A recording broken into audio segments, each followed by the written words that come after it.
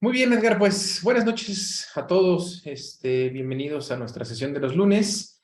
Primero que nada, espero que en Ciudad de México todos bien con el temblor. Y bueno, pues hoy vamos a tener una sesión. Cuando Edgar me preguntó el título, la verdad es que me puse a revisar y no tenemos ningún abordaje o ninguna presentación de anillos vasculares. Entonces, bueno, pues hoy, para los que no lo conozcan, el doctor Edgar Ibinarriaga, él es cardiólogo pediatra, ecocardiografista y cardiólogo fetal. Hoy están en el hospital Adolfo López Mateos en el ISSSTE. Y bueno, pues Edgar nos va a presentar qué está pasando con los anillos vasculares, el abordaje, y vamos a ver ahora temas ahí muy importantes. Edgar, muchas gracias, amigo, y bienvenidos a todos. Te cedo la palabra. Gracias. Buena noche. Nada más antes de empezar, me avisan si suena la alerta, por favor. Yo acá te estoy avisando, tú tranquilo. Súper. Ok, entonces, para una introducción breve, saber que los anillos vasculares son anomalías vasculares que van a rodear el esófago y o la tráquea. Es decir, pueden rodear a ambos o solamente a alguno de ellos y por tanto causar cierto grado de compresión, y de ahí dependerá las manifestaciones clínicas que tengamos. Se reportan hasta como el 1% de las anomalías congénitas cardiovasculares, aunque en algunas autopsias se han reportado hasta en el 3%. Eso nos habla que pues muchos casos probablemente ni siquiera lleguen a diagnosticarse, y por tanto esta incidencia probablemente sea mucho mayor. Se sabe que los casos sintomáticos son mucho mayores que los casos asintomáticos, es decir, la mayoría de los pacientes presentan síntomas cuando se trata de anillos vasculares completos. Por tanto, los datos clínicos se van a presentar en los primeros meses habitualmente por los casos sintomáticos, y probablemente requieran de una intervención quirúrgica durante el primer año de vida, o alrededor del primer año de vida, perdón. Los signos, los datos clínicos habitualmente son respiratorios o gastrointestinales, dependiendo esto del grado de compresión o de opresión que esté condicionando este anillo vascular. Aquí tenemos el esquema de los arcos aórticos embrionarios. Sabemos que son 6 bilaterales, y dependiendo de la regresión que exista en estos arcos, va a ser la patología que encontremos en cuanto a anillos vasculares o en cuanto a lateralidad del arco, o patologías en general del arco aórtico, ¿no? Como sabemos, la interrupción del arco aórtico, la coartación aórtica, entre otras patologías propias del arco, también dependen de esta patología de los arcos aórticos primitivos o embrionarios, por así decirse. Sabemos que la persistencia del tercer arco es la que genera, izquierdo, es de la que van a venir las arterias carótidas comunes e internas. Del cuarto, aquí está mal este esquema de la publicación, pero debería ser cuarto, no sexto. Del cuarto arco izquierdo sabemos que proviene el arco aórtico izquierdo y las subclavias, y del sexto también se sabe que proviene la arteria pulmonar, la bifurcación de la arteria pulmonar y el conducto arterioso, ¿no? Por tanto, patologías en estos arcos primitivos, sabemos que va a condicionar patología, ¿no? Ya sea de ramos pulmonares, del conducto arterioso, de la aorta descendente, o hasta de las propias carótidas, ¿no? Pero entonces, esta imagen es la que se conoce como el esquema hipotético de Edwards, de Jesse Edwards, que fue reportado publicado en el año 48 por el doctor Edwards. Y lo que habla esta hipótesis es que aquí traza los 2 arcos completos con sus variantes, y dependiendo del tipo de regresión que se pueda presentar, sería la presencia de ciertos anillos vasculares, ¿no? Entonces, si hipotéticamente quedasen permeables estos dos y no hubiera una regresión de estos 2 arcos primitivos, condicionaría el famoso doble arco aórtico, ¿no? Que ahorita vamos a platicar más a detalle. Si no existiese regresión, sería esta condición la que tuviera los 2 arcos, tanto el arco derecho como el arco izquierdo.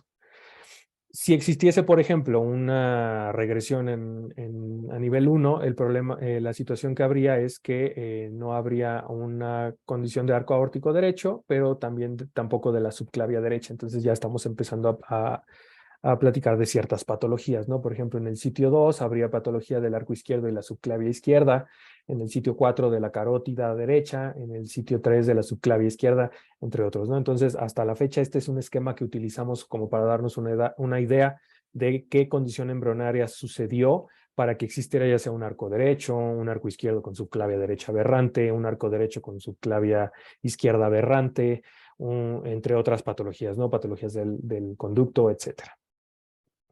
Entonces, esta es una tabla del Comité Internacional de Cirugía Cardíaca, en el cual clasifica los anillos vasculares. Básicamente los vamos a clasificar en dos grupos, los anillos vasculares completos y los anillos vasculares incompletos. Y completo me refiero a aquel grupo de anillos vasculares que van a rodear completamente la tráquea y el esófago. Es decir, van a ser un círculo completo que va a encerrar a ambas estructuras, ¿no? Tanto la tráquea como el esófago. Y dependerá de la compresión que presenten, el grado de obstrucción y la clínica que presente nuestro paciente. Y tenemos los anillos incompletos, que son aquellos que van a rodear, pero como su nombre lo dice, no completamente a la tráquea y el esófago, como lo vemos en este esquema.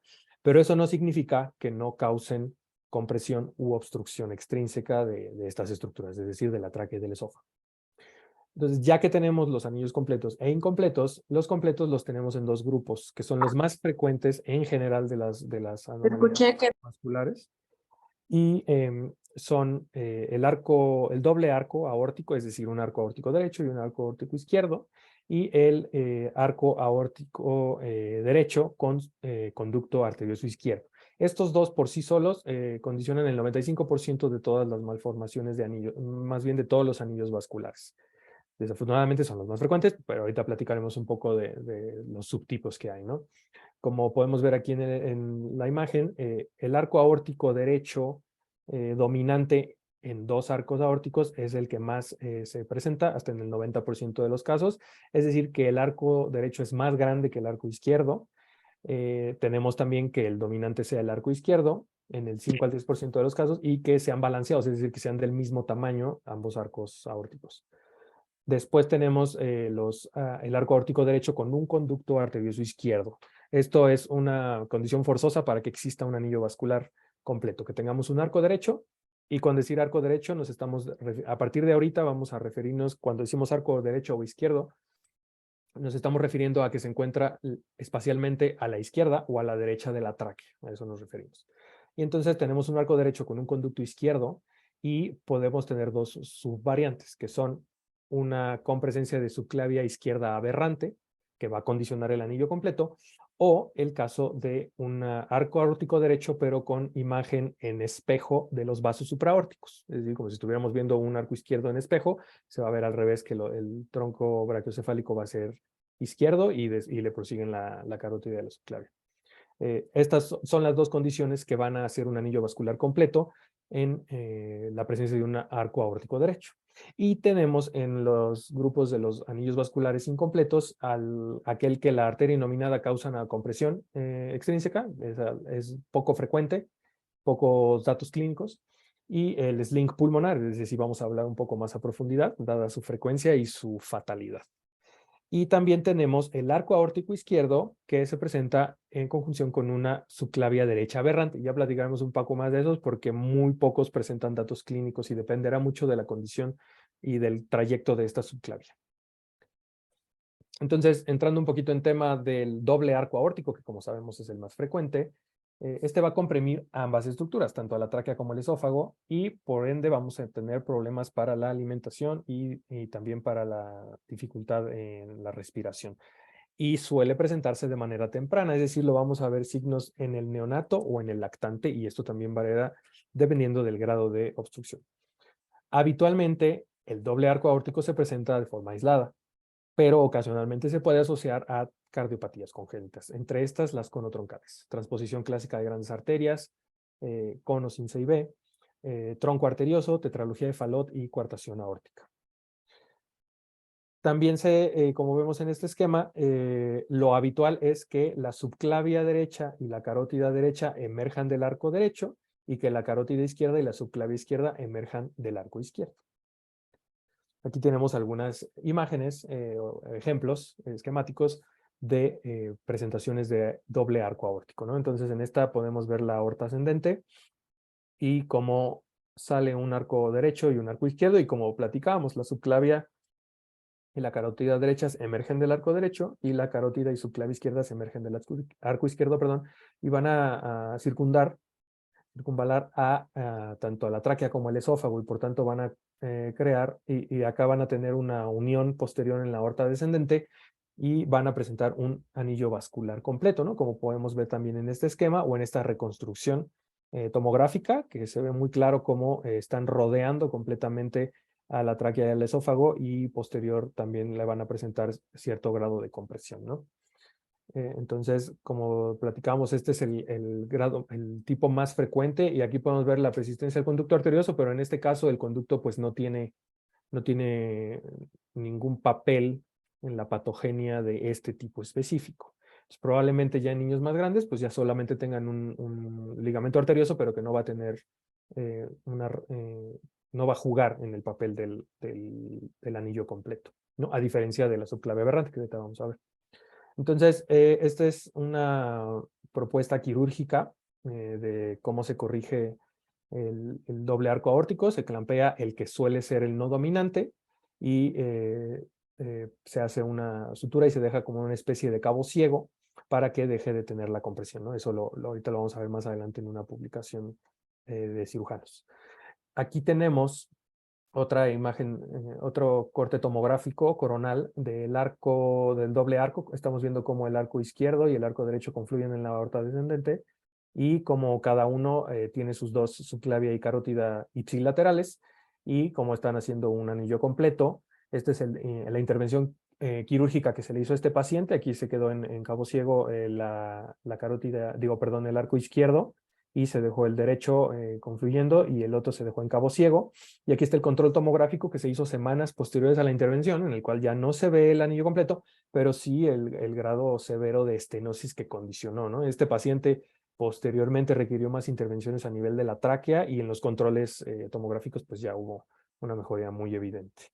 Esta es una imagen, un corte ecocardiográfico que se conoce como un coronal supraesternal, similar a donde vamos el arco, la aorta descendente, y hacemos un barrido con una dirección antihoraria del transductor, y vamos a poder ver la vena innominada y además los dos arcos, ¿no? Y obviamente estos cortes son muy complicados, pero nos podemos dar una idea con el ecocardiograma, si hacemos un buen ecocardiograma y el paciente tiene una buena ventana para diagnosticar doble arco aórtico, ¿no? Obviamente tenemos apoyos de gabinete, como por ejemplo aquí tenemos el enema, perdón, el estudio de esófago con bario, y aquí estamos viendo evidentemente la obstrucción que tiene este paciente. Este es el caso de un doble arco aórtico que tiene una estenosis, una oclusión grave del esófago, ¿no? Entonces,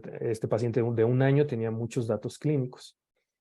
Ahora vamos a hablar un poquito del arco aórtico derecho más conducto arterioso izquierdo, que como les decía es el siguiente grupo en cuanto a frecuencia de los anillos vasculares, no solo completos, sino en general de los anillos vasculares. Es el segundo más frecuente y abarca hasta el 25% de todos los anillos vasculares. Como les había platicado en diapositivas previas, hay dos variedades de anillos vasculares asociados a arco derecho con conducto izquierdo, y que es el más frecuente, hasta 2/3, 65% de los casos, el que tiene una subclavia izquierda aberrante. Esta, por las condiciones, va a tener un trayecto retroesofágico y retrotraqueal, y por tanto va a hacer un anillo completo, ¿no? Ese es, como decía, el más frecuente de los arcos derechos con anillo vascular. Y también tenemos la otra variante, que es 1/3 de los casos, 35% de los casos, y que se llama como imagen en espejo de los vasos supraórticos. Pero aquí puede haber dos variantes. El conducto arterioso puede emerger del tronco brachiocefálico izquierdo, y esto sería lo más afortunado porque no va a condicionar un anillo, sí va a condicionar un anillo, pero no va a estar en relación con la tráquea y el esófago, y el que sí va a estar en relación muy íntima con la tráquea y el esófago y es muy sintomático, es el que emerge de la aorta descendente. Ahorita vamos a ver algunas imágenes.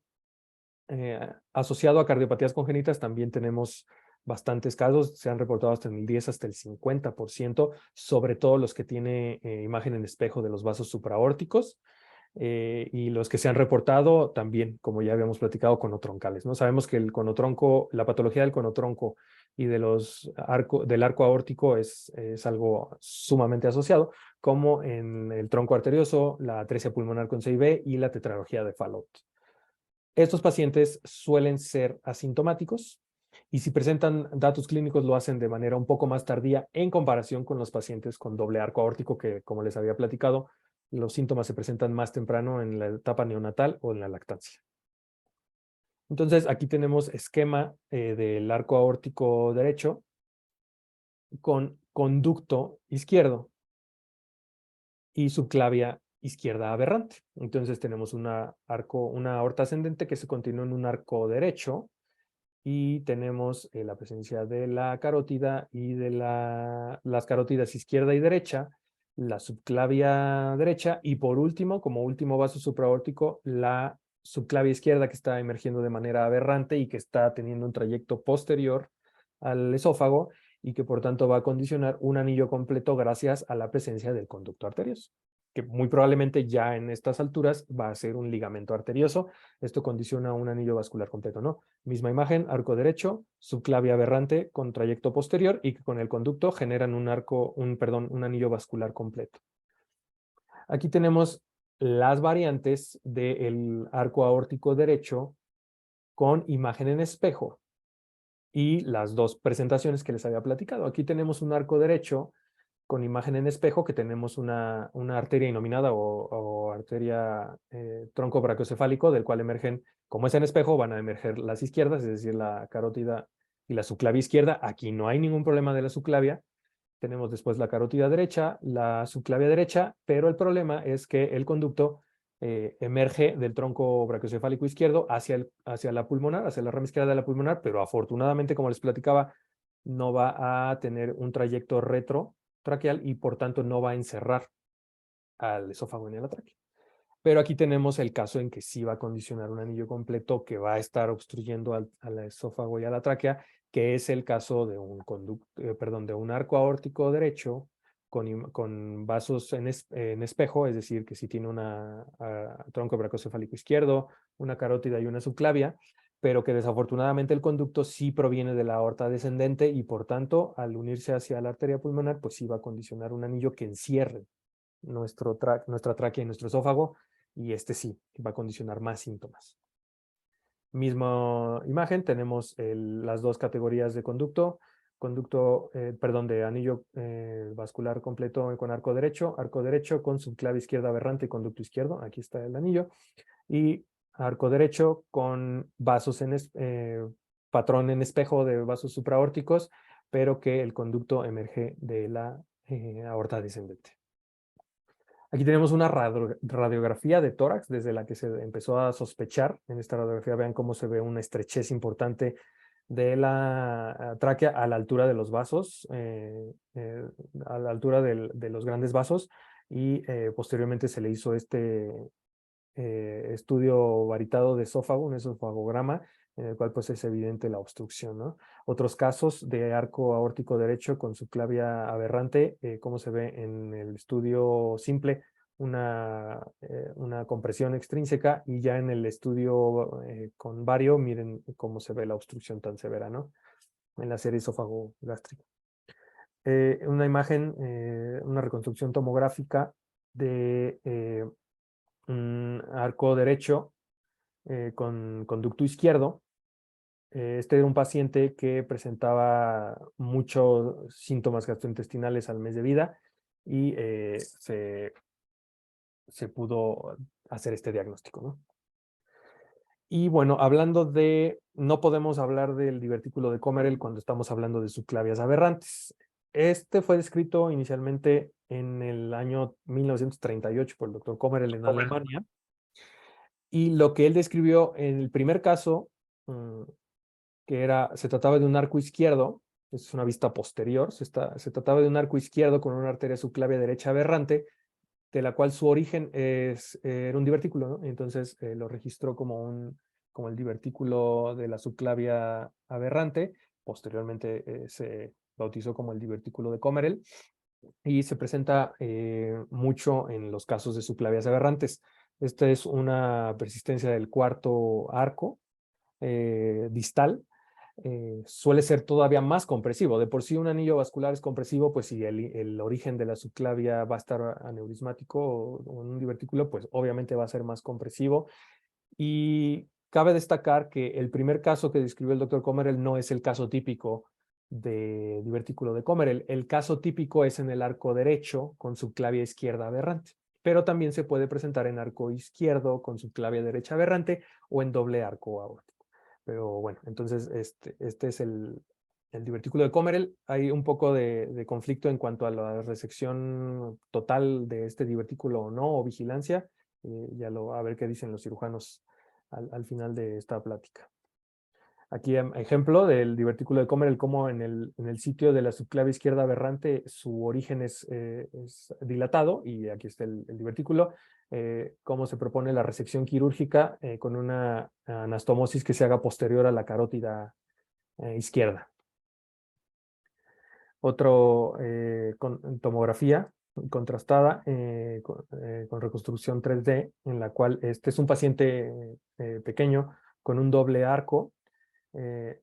Aquí también se puede ver la presencia aquí el de la derecha es, perdón, un arco derecho con una subclavia izquierda aberrante y un divertículo de Kommerel. Aquí podemos ver el arco derecho, cómo tiene su trayecto, y la subclavia, su trayecto retrotraqueal, y aquí se ve cómo hay un divertículo, y aquí donde está el asterisco, estaba el conducto arterioso, que en ese momento cuando se hizo el estudio ya era un ligamento que obviamente no se va a ver en un estudio tomográfico porque no está permeable, pero aquí se continuaba el ligamento y por tanto condicionaba un anillo completo. Ahora pasando a los arcos, perdón, a los anillos incompletos, uno de los más frecuentes es el sling pulmonar. El sling pulmonar sucede porque la rama izquierda de la arteria pulmonar emerge de la rama derecha, pero ya en una situación extrapericárdica, como se ve aquí en la imagen. Entonces, en lugar de emerger del tronco pulmonar hacia la izquierda, nace del origen de la rama derecha, antes de su bifurcación, y entonces tiene un trayecto que va a rodear al bronquio derecho y que va a cursar entre la tráquea y el esófago para dirigirse hacia el ilio del pulmón izquierdo. La tráquea también suele tener alteraciones y suele presentar que sus anillos de cartílago son completos y por tanto puede presentar estenosis de manera temprana hasta en el 50% de los casos. Los pacientes van a tener muchos síntomas respiratorios y probablemente también a la alimentación, y también se asocia con hipoplasia traqueal, estenosis traqueal y traqueomalacia. También desafortunadamente se asocia con cardiopatías congénitas hasta en el 50% de los casos. Comunicación interventricular, persistencia de conducto arterioso, comunicación interauricular, canal AB, ventrículo único y coartación aórtica. Este no tiene una asociación notoria con alteraciones conotroncales, pero sí con cardiopatías en general. Y cabe destacar que este es de los casos con más morbimortalidad, dada la alteración que puede tener tan marcada de la tráquea. Entonces, ejemplo esquemático de un sling, podemos ver cómo del tronco pulmonar no emerge la rama izquierda en su trayecto normal, sino que ya desde la pulmonar derecha emerge y tiene un trayecto entre la retrotraqueal y anteroesofágico, y después se va hacia el pulmón izquierdo, ¿no? Aquí otra imagen, y por tanto, pues obviamente va a comprimir mucho la tráquea y esta tráquea no va a tener un buen desarrollo y va a haber muchos datos clínicos, ¿no? Aquí hay un esquema similar al que se puede ver en el eco fetal o que se puede ver en los cortes axiales de la tomografía, como va a tener un trayecto totalmente alterado desde la rama derecha de la pulmonar y va a tener un trayecto entre la tráquea y el esófago y va a comprimir a estos, sobre todo a la tráquea. más imágenes, más esquemas que ya hemos platicado del sling, cómo tiene este trayecto y se mete entre la tráquea y el esófago, y aquí una sugerencia de la corrección de cómo hacer la resección y una anastomosis en donde debería de estar, ¿no? Obviamente, el problema con estos pacientes es que probablemente también requieran intervención en la tráquea, y aquí un corte axial de cómo se ve la obstrucción que hace la rama izquierda, tanto en la tráquea como en el esófago. Esta es un corte paraesternal alto en el ecocardiograma para mis colegas ecografistas. En esta imagen podemos darnos una idea. Este es un corte normal en el que estamos viendo la arteria pulmonar con su bifurcación, la aorta, y si nos hacemos un poco más hacia acá, vamos a ver la vena cava superior. Algunos autores lo dicen como la vista de 3 vasos, pero del pediátrico. Y este es como esquemáticamente como se ve, ¿no? Y en el caso de un sling, aquí vamos a ver cómo no hay una bifurcación evidente. No vemos una rama izquierda saliendo de aquí, si vemos la aorta, si vemos la cava, vemos la rama derecha, pero no vemos la rama izquierda. Y si seguimos haciendo el rastreo, vamos a ver cómo desde la rama derecha va a tener este trayecto de la rama izquierda y se va a ir aproximando hacia la izquierda, ¿no? Obviamente estos cortes se necesita mucha habilidad y mucha sospecha diagnóstica para poder realizarlos, ¿no? Como les decía, asociado a múltiples problemas de la tráquea, bronquio bovino, estenosis, traqueomalacia. Aquí hay un estudio del cómo se observan las obstrucciones extrínsecas que hace tanto de la tráquea como del esófago. Cuando tiene problema del sling y asocia patología de la tráquea, se le dice como el complejo ring-sling. Ahora, la arteria subclavia derecha aberrante, como les decía, también puede condicionar anillos incompletos. Esto, de hecho, se considera que es la alteración más común del arco aórtico, porque el 0.5% de la población general lo tiene. No se considera una patología en sí porque habitualmente una regla es que la subclavia aberrante tiene que ser contralateral a la lateralidad del arco. Es decir, si mi arco es izquierdo, mi subclavia aberrante por regla tiene que ser la derecha, y si mi arco es derecho, mi subclavia aberrante va a ser la izquierda. Por tanto, en el caso, como ya platicamos, de la subclavia izquierda aberrante con arco derecho, lo que condiciona siempre el anillo vascular, lo que completa el anillo vascular, es el conducto izquierdo. Entonces, en este caso que tenemos un arco aórtico izquierdo y una subclavia derecha aberrante, lo más habitual es que también el conducto sea izquierdo y por tanto no va a causar un anillo completo, ¿no? Entonces, rara vez presentan síntomas, y si se presenta ya en adolescentes o en adultos con grados de disfagia leve o infecciones respiratorias de repetición. Sí, una alta asociación con trisomía 21 y cardiopatías congénitas, hasta en el 38% de los casos. Y también se asocia a tetralogía de Fallot con arco derecho o coartación aórtica o interrupción del arco aórtico. Aquí regresamos a la alta asociación de patologías de los arcos aórticos con troncales, ¿no? Aquí tenemos la imagen, una reconstrucción por imagen de un paciente que, como habíamos platicado, tiene un arco izquierdo y una subclave derecha aberrante retroesofágica, pero que no tenía ni patología respiratoria ni gastrointestinal, afortunadamente. Entonces vamos a hablar un poco de algunos artículos que me parecieron de importancia para el tema. Entonces aquí tenemos una publicación de Italia, si mal no me parece, del 2016, de la doctora Amelia Licari y sus colaboradores, que es de la Universidad de Pavia, Italia.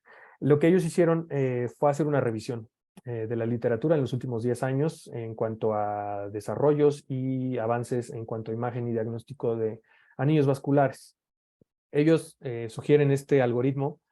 Es un algoritmo muy básico y que se podría extrapolar a centros probablemente de segundo nivel o de tercer nivel, pero que se apoyan mucho de los estudios básicos de rayos X. Entonces, si tenemos un paciente con síntomas respiratorios y en la radiografía de tórax tenemos en las vistas frontales y laterales están normales, pues excluimos la patología, pero si tenemos estenosis en la tráquea, podemos sospechar de anillos vasculares. Lo mismo si tenemos un paciente con problemas a la alimentación, se puede hacer un esofagograma con bario y si sale normal, pues se excluye, pero si salen positivos, pues sí tenemos la sospecha alta de un anillo vascular y por tanto hay que hacer una evaluación más a profundidad y sobre todo para descartar cardiopatías congénitas, ¿no? Dado la asociación alta. Y aquí tenemos, este grupo sugiere el uso de tomografía, obviamente por su costo, por su acceso más sencillo en cuanto a resonancia, por su facilidad de realizarse en comparación con la resonancia, y también la realización de una broncoscopía dependiendo de la disponibilidad y de los síntomas que tenga el paciente, y ya si no, posteriormente una resonancia magnética, y hay que considerar pues otras cosas que no dependen más de cuestiones administrativas del hospital, ¿no? Las recomendaciones que ellos tienen a manera de conclusión es que la incidencia, como ya hemos platicado, de los anillos vasculares puede ser difícil debido a que no se logra diagnosticar en toda la población y que las manifestaciones clínicas son muy heterogéneas, ¿no? Como pueden ver, puede ser un paciente con vómito, con reflujo, con disfagia o con problemas respiratorios, ¿no? Algo totalmente pues ambiguo en un lactante, ¿no? O en un preescolar. Y también, aunque el diagnóstico se logra hacer con radiografía y con esofagograma de bario, hay que apoyarnos de estudios de imagen, obviamente del ecocardiograma y también de estudios de más a profundidad como la tomografía y la resonancia. Ya platicaremos más sobre esos estudios. También algo que el diagnóstico prenatal es más frecuente y también lo vamos a ver en un artículo más adelante, y que los síntomas tempranos de estas patologías requieren una intervención temprana, sobre todo por los problemas que vamos a tener posterior en la tráquea. Esta otra publicación es un grupo quirúrgico en los Estados Unidos, en Kentucky, y es del doctor Warhowski y colaboradores. Ellos básicamente lo que hacen es resumir las recomendaciones actuales de la patología en cuanto a anillos vasculares, una revisión de las clasificaciones, epidemiología, entre otros, y se proponen las estrategias de manejo y las técnicas quirúrgicas. Este artículo muy recomendado para cirujanos, habla sobre los abordajes, las técnicas que se realizan y el momento en que se deben de realizar, ¿no? De manera de resumen, aquí también ellos proponen un algoritmo en el que aquí ya se considera el diagnóstico prenatal, obviamente porque son un centro de tercer nivel en los Estados Unidos, en el que ya les llegan los pacientes con el diagnóstico prenatal. Y en la etapa postnatal se sugiere la evaluación física, el ecocardiograma, la revisión, todo un protocolo de valoración a los pacientes. Y en caso de que los pacientes fuesen sintomáticos, es decir, que presenten síntomas respiratorios o disfagia, se hace una tomografía. Y si si se hacía el diagnóstico del anillo vascular, pues se iban directo a intervención quirúrgica. Si los pacientes estaban asintomáticos, se realizaba una tomografía con más calma en unos 2 a 4 meses. Y si había una compresión significativa de la tráquea, se hacía la intervención. Si no había una compresión significativa de la tráquea, pues dependía de lo que se encontrase, ¿no? Si nos tratamos de un doble arco aórtico, la intervención quirúrgica se recomienda entre los 6 y 9 meses. Como pueden ver, todas las recomendaciones son casi en el primer año, más bien dentro del primer año de vida. Arco aórtico derecho, doble arco aórtico, como habíamos platicado, sumamente sintomático, muy recomendable hacer una intervención temprana, ¿no? Aquí la recomendación es entre los 6 y 9 meses. Arco aórtico derecho con imagen en espejo de los vasos supraórticos. La reparación electiva es entre los 6 y los 12 meses. Y aquellos, sobre todo, como ya sabemos, aquellos que sí tienen un conducto que sale de la aorta descendente y no del tronco bracocefálico izquierdo. Casos de sling, una reparación electiva entre los 3 y 6 meses, igual de manera muy temprana.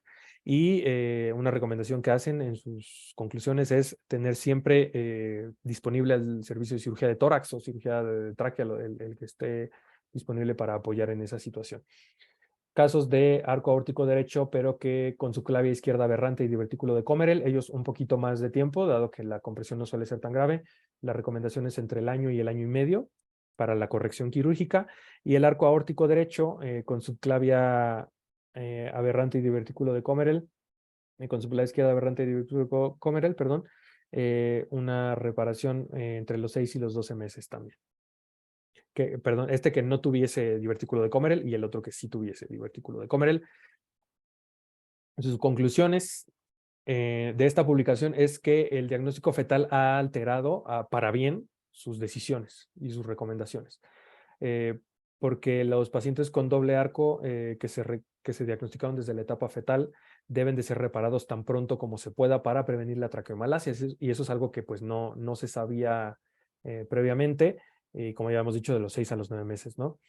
Que el divertículo de Comerel debe ser resecado y, en su totalidad, y hacer una anastomosis de la subclavia a la carótida ipsilateral, y que se debe hacer los pacientes con sling, la reparación se sugiere hacer con bypass cardiopulmonar, y también tener disponible un equipo para que haga una traqueoplastía, ¿no?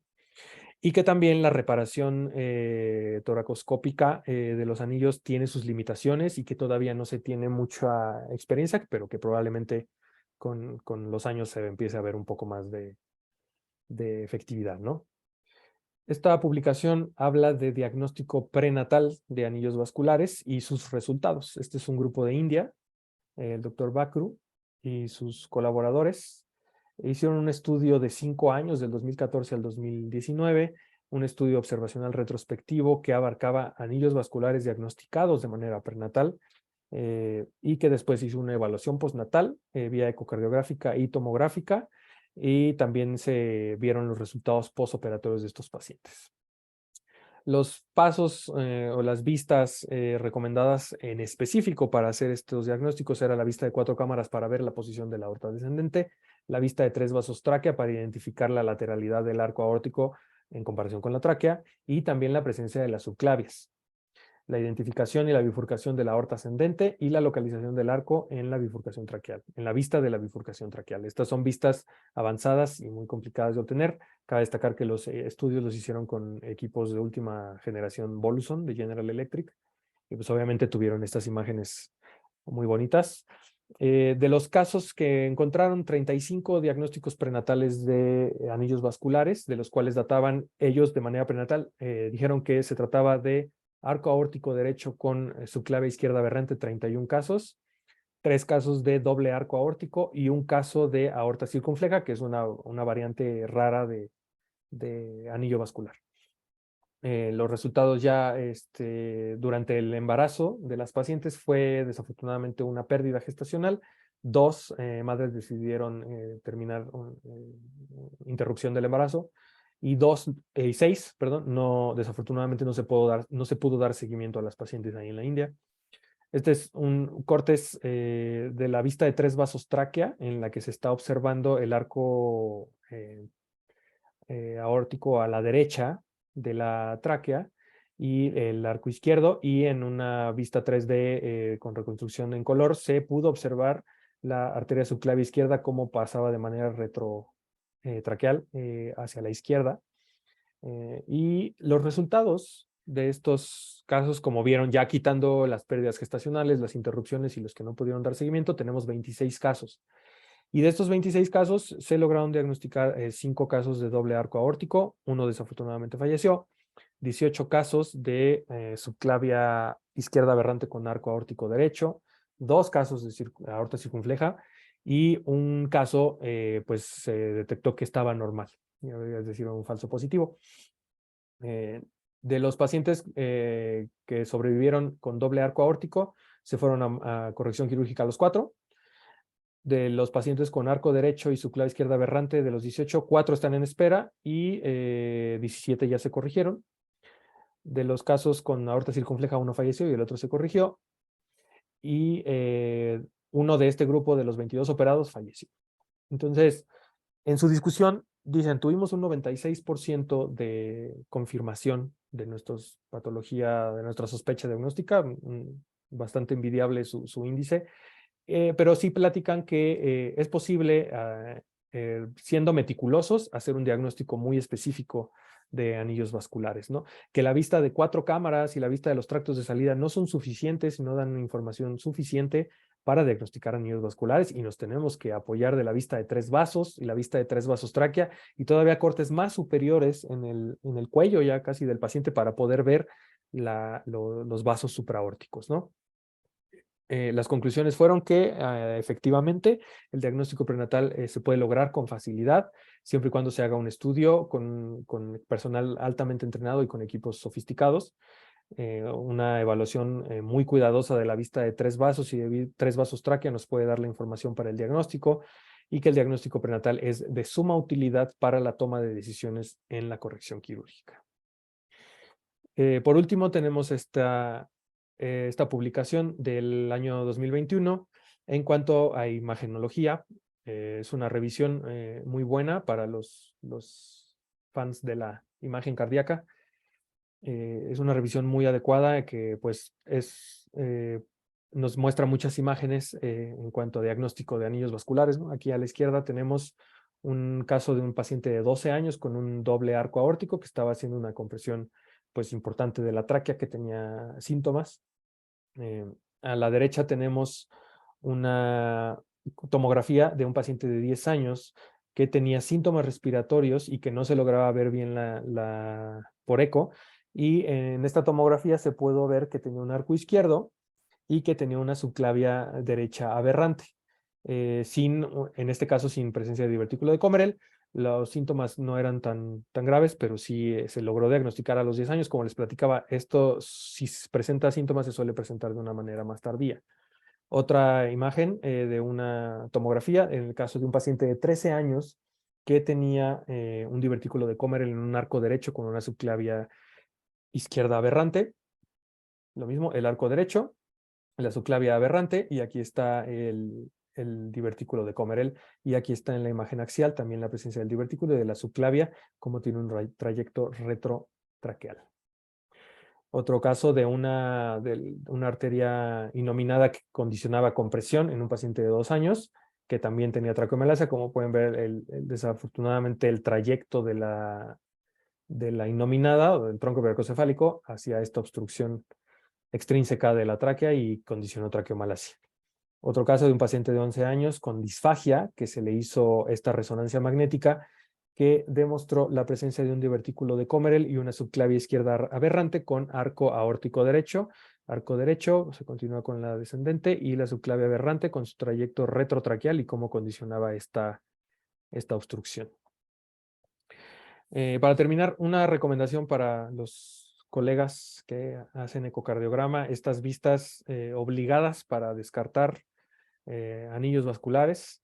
Pues la típica que tenemos del arco aórtico, en la que es una vista supraesternal, con la muesca más o menos a la 1, 2 de la tarde para poder ver, y con un barrido muy anterior para poder ver el arco y la aorta descendente.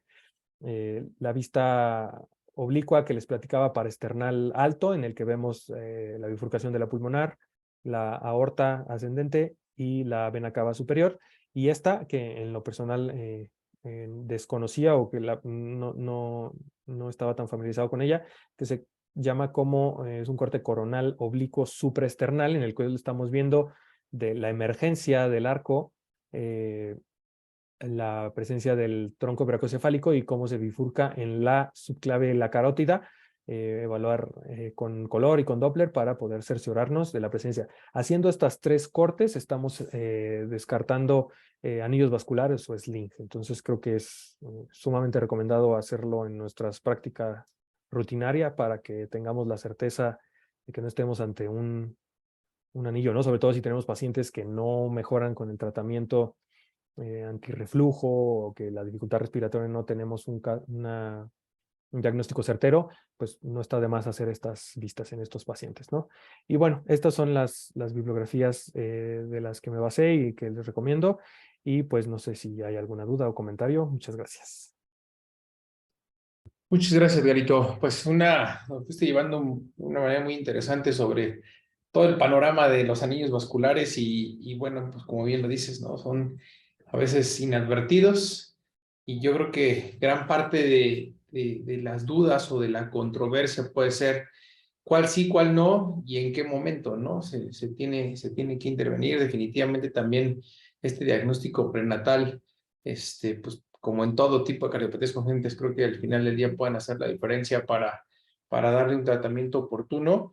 Y bueno, pues también el manejo y tratamiento multidisciplinario, no solamente con el cardiotip, sino también a veces echar mano de la habilidad y del conocimiento del cirujano de tórax para hacer esto. La verdad es que en el Infantil de México, como ustedes saben, hay una buena experiencia de slings, ¿no? En el que a final de cuentas este tratamiento multidisciplinario con el servicio de tórax ha dado muy buenos resultados. Pues no sé si tengamos dudas, preguntas, comentarios. Aquí el doctor Bolio nos escribe que el diagnóstico prenatal más bien hay que ver cuántos anillos diagnosticados postnatales tenía en eco prenatal que no lo detectó. Sí, pues creo que a final de cuentas creo que ese es el punto medular hoy, ¿no, Edgar? Del diagnóstico prenatal, ¿no? Realmente el tenerlo y el confirmarlo y ver hacia cuál ha sido la diferencia en nuestra casuística.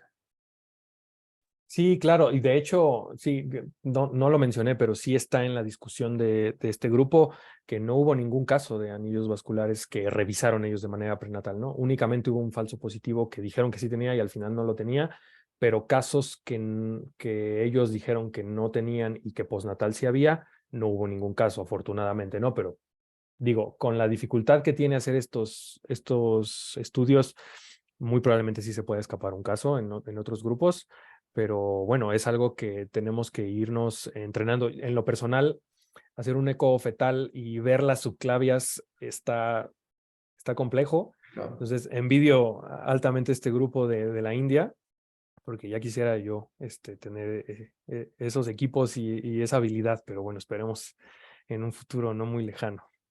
De acuerdísimo, de acuerdísimo. No sé si tengamos algún otro comentario. Creo que también es importante e interesante viendo aquí al doctor Zárate, pues todo lo que también se está haciendo por hemodinamia, ¿no? Creo que también hay muchos centros que optan por hacer manejos híbridos, ¿no? De algunas embolizaciones, como dices tú, unas anastomosis o reanastomosar los vasos para salvarlos, ¿no? Y creo que, digo, a mí lo que me gustaría comentar es el caso de la subclavia no aberrante, que a final de cuentas pues pocas veces va a dar sintomatología en el paciente pediátrico, pero que sí es real, como bien lo decías, que hay muchos casos reportados en adultos, ¿no? En el que ya empieza con algún manejo sintomático y a veces ahí nosotros nos enfrentamos con algunas patologías, sobre todo patologías asociadas al tracto gastrointestinal. Por ahí me acuerdo que hace poco en el hospital hubo un niño que tenía ahí antecedentes de, no me acuerdo si era atresia esofágica o algo similar y que tenía una subclavia no aberrante y que definíamos a ver si era necesario o no reintervenirla, ¿no? O más bien intervenirla, ¿no? Pero al final de cuentas, pues a lo mejor en la edad pediátrica no nos va a dar tantos datos, pero ya la conocida, ¿no? La disfagia alusoria de la edad más grande, pues a lo mejor sí, y desde pequeño lo intervienes, pues seguramente puedes mejorar ahí mucho las condiciones, ¿no? Bueno, el doctor Sara te dice que ya está de regreso, pero bueno, no sé si tengamos algún otro comentario, duda. Ahí está por ahí el doctor Zárate. Y es que tan interesantes, la verdad es que tuvimos también ahí un caso de un quinto arco aórtico, que también son casos ahí de que sí, pues como dices, la manifestación está un poquito más tardía, se hizo también diagnóstico prenatal y se dio el seguimiento pues muy cercano y creo que eso también es lo importante, ¿no? El que tengas la sospecha, confirmes y después nosotros le hicimos también una... El problema acá en el López es que el angiotac no tiene mucha experiencia. Hicimos un cateterismo con una reconstrucción tridimensional en 3D y la vez que salió bien, entonces muy similar a una tomografía. Y son casos también el esofagograma y demás, que es fácil cuando ya tienes la sospecha, ¿no? Y de acuerdo, como decían, de acuerdo a la pauta o a la sintomatología que van teniendo cada niño, pues son los tiempos, porque este niño justo cuando empezó los sólidos fue cuando tuvo manifestación y pues ya sabíamos a qué lo íbamos, ¿no? Entonces se operó, le fue muy bien y está ya como si nada. Sí, son casos padres. Sí, de acuerdo. Aparte también son como el caso que te gusta como cirujano, ¿no? Porque al final de cuentas esos dobles arcos, etcétera, que la verdad es que es una cirugía técnicamente muy bonita, pero sobre todo el resultado es favorable, ¿no? A mediano plazo. Doctor Bolio, adelante. Sí, bueno, hola Edgar, ahora sí, ya viéndonos. No, más que nada que esto no, que nos dejes un panorama muy amplio y el anillo vascular puede ser problemático desde inútero y o hasta muy tardíamente. Si no dio síntomas hasta muy tardíamente, la famosa disfagia alusoria en una subclavia aberrante, pues es porque no era un anillo vascular completo, es un anillo que ahí se fue tolerando y seguramente hay mucha gente que nunca se enteró que tenía subclavia aberrante y nunca tuvo ningún síntoma. Y en el otro extremo están aquellos anillos vasculares que dan manifestaciones muy tempranamente al nacer, los anillos vasculares completos que comprimen tráquea y esófago, que entonces al comprimir tráquea, pues dan síntomas respiratorios desde muy tempranamente, ¿no? Y que ni siquiera llegan a comer sólidos como para manifestar las complicaciones esofágicas. Ahora, aquí los anillos vasculares completos o incompletos, pero bueno, más, sobre todo los incompletos casi siempre no van a dar problemas respiratorios y nos van a dar solo problemas digestivos de esófago. Los anillos vasculares completos es en los que hay que tener cuidado porque sí dan síntomas respiratorios.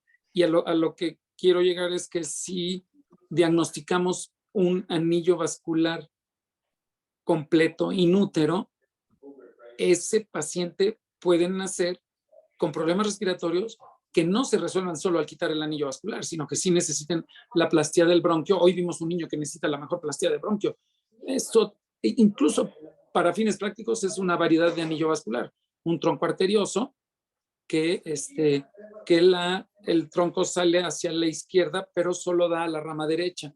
Y al pasarse de izquierda a derecha, la rama derecha está en su paso por la presencia del arco aórtico y el nacimiento aparentemente del conducto arterioso, ahí no acabamos de definir bien, de la rama izquierda, cerró el anillo, parece que está cerrando el anillo vascular y está comprimiendo el bronquio izquierdo y está produciendo una estenosis del bronquio izquierdo. Primero se le tiene que hacer broncoscopia para ver cómo está. Pero bueno, esos anillos vasculares completos que comprimen estructuras respiratorias son los que uno puede decir, pues ya le quito el anillo vascular y ya se me resuelve todo. Y no es cierto, ¿eh? Pueden acabar en plastía traqueal o plastía del bronquio. Y el ejemplo típico de esto es el sling pulmonar. La pregunta es si esto se puede o qué tan avanzado estamos en imagen prenatal y si va a convenir o no planear la intervención prenatal. Porque si estoy viendo prenatalmente, lo malo es que no le podemos quitar prenatalmente el conducto arterioso a un bebé, pero si prenatalmente tiene, por ejemplo, un sling, híjole, ¿qué se podrá hacer? Probablemente no tanto para quitar el sling, sino para evitar que el sling produzca la fusión de anillos traqueales y que quede con una estenosis traqueal grave, ¿no? A lo mejor se puede intervenir con balón o algo en tráquea, al fin no se usa, y un poco como le están haciendo a los niños que tienen hernias diafragmáticas, ¿no? Entonces, habría que ver si, no sé, primero investigar si se está haciendo algo en anillo vascular de forma prenatal y luego si es factible o no, ¿no?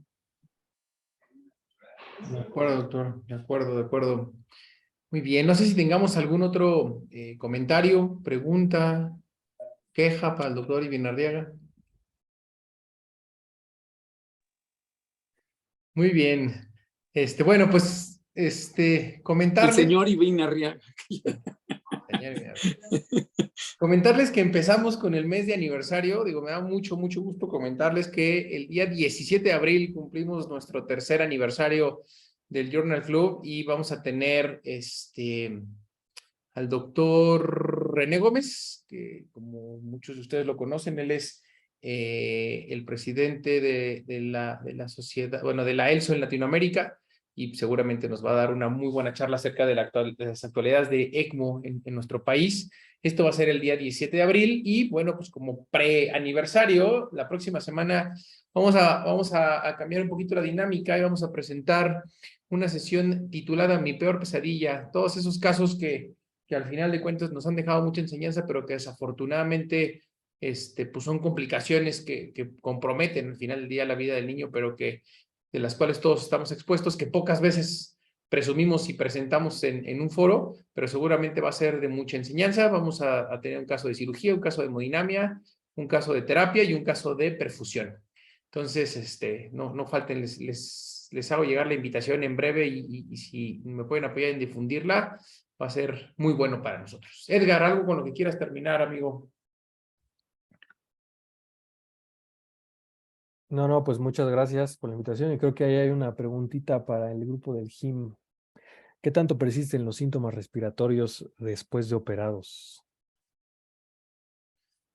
Híjole, yo creo que eso va a depender mucho del tipo y como decía el doctor Bolio, ¿no? ¿En qué momento nosotros actuamos, ¿no? Yo creo que la verdad es que no sé, no te podría responder, Luis, si es un tiempo definido, pero yo creo que depende mucho de ese tema, ¿no? O sea, yo creo que los síntomas respiratorios, si hay una obstrucción y se libera, pues ahí la experiencia de tórax es muy buena, por ejemplo, con los slings y todas esas pastillas que hacen, ¿no? Pero esas obstrucciones que quedan ahí como parciales y se libera la compresión extrínseca y todavía quedó un poquito ahí cerrado, etcétera, yo creo que sí cuesta un poquito más de trabajo. Valdría la pena comentarlo con tórax. Por ahí también me dio mucho gusto ver a la doctora Kim Galván, que es residente de tórax, y ella nos va a hacer favor ahí de comentarlo para que después nos diga cuál es esa respuesta a la pregunta de Luis. Ahora, de todos modos, los síntomas respiratorios también van a depender si son atribuibles solo al anillo vascular. Digo, entiendo la pregunta. Quitas la compresión, ok, pero pues ahora tiene que sanar o tiene que recuperarse finalmente el síntoma respiratorio por la compresión que se daba. Pero lo que se hablaba también de subclavia anómala. La subclavia anómala aberrante se empezó a diagnosticar mucho a raíz de los estudios de endoscopía para reflujo gastroesofágico. El lactante que estaba con vómito, reflujo gastroesofágico, pues, vomitaba, pues, háganle una endoscopía. Le hacen la endoscopía y se veía una compresión detrás del esófago que estaba latiendo. Entonces, pues eso es un anillo vascular, es una subclavia aberrante, y entonces hay que operarla para quitarle el vómito. Pero es chistoso, el vómito de líquidos en una subclavia aberrante es rarísimo, porque el líquido sí pasa a la subclavia aberrante, la leche pasa a la subclavia aberrante, y si el niño tiene reflujo, alcanza a refluir, y no es vómito porque se atoró en el sitio de la subclavia aberrante. Entonces empiezan con, si ese niño, si lo operan de la subclavia aberrante, de todos modos va a seguir con el reflujo y va a seguir con los síntomas, en este caso de reflujo, y si ese reflujo es un reflujo que no alcanza a sacar la leche, pero que sí alcanza a refluir y que alcanza a afectar acidez en la faringe, el niño va a seguir con síntomas respiratorios a pesar de haberle quitado el supuesto anillo vascular, ¿no? Entonces, sí algo, y yo no lo decía esto, eso lo decía mi jefe, el doctor González Serna, hay que irse con pies de plomo, era su frase muy